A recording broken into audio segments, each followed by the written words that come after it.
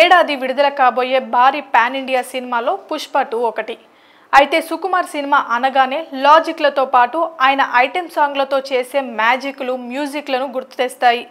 సుకుమార్ సినిమాలోని ఐటెం సాంగ్లన్నీ హిట్టే. అవన్నీ ఓ ట్రెండ్ సృష్టించాయి. పుష్పలోని ఊ అంటావా పాట అయితే దుమ్ము రేపేసింది. పుష్ప 2 నుంచి కూడా అలాంటి పాటే ఎదురు చూస్తున్నారు అభిమానులు. దేవిశ్రీ ప్రసాద్కి కూడా ఐటెం పాటపై ఎలాంటి అంచనాలు ఉంటాయో బాగా తెలుసు. దానికి తగ్గట్లుగానే ఓ మంచి ఐటెం గీతాన్ని కంపోజ్ చేశారు. కానీ ఇప్పటి వరకు ఈ పాటని తెరకెక్కించలేదు.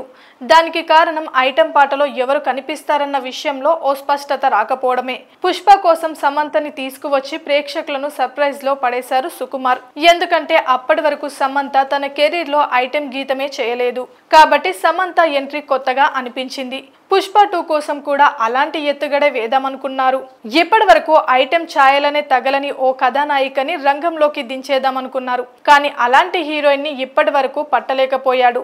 శ్రీలీల పేరు మొదట్లో ప్రస్తావనకు వచ్చినా ఆ తర్వాత ఆమె ఫామ్ కోల్పోవడంతో సుకుమార్ ఆ ప్రతిపాదన పక్కన పెట్టేశారు. యానిమల్ ఫేమ్ తృప్తి ధిమ్రీని ఎంచుకోవాలనుకున్నారు. తెలుగు తెరకు తృప్తి కొత్తగానే ఉంటుంది. కాకపోతే తనకు డాన్స్ పెద్దగా రాదని భావించడంతో ఆమెను పక్కన పెట్టారు. ఆ తర్వాత జాన్వీ కపూర్ ఎంపిక దాదాపు ఖాయమన్నారు. జాన్వీ కూడా ఈ పాట చేయడానికి రెడీనే. కాకపోతే 4 కోట్లు పారితోషికం అడిగిందని టాక్. పుష్ప కోసం సమంతకే ఆ స్థాయిలో రెమ్యునరేషన్ ఇవ్వలేదు. ఇప్పుడు జాన్వీకు ఎందుకు ఇస్తారు? పైగా జాన్వీ డెబ్యూ దేవరతో జరుగుతుంది. ఈ సినిమా విడుదలయ్యాకే పుష్ప 2 వస్తుంది.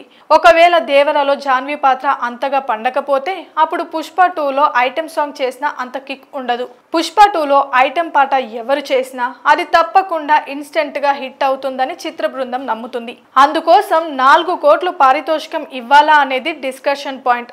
మామూలుగా అయితే సుకుమార్ కానీ మైత్రి మూవీస్ కానీ ఖర్చు కోసం పెద్దగా ఆలోచించరు. కానీ ఇప్పుడు అలాంటి పరిస్థితి లేదు.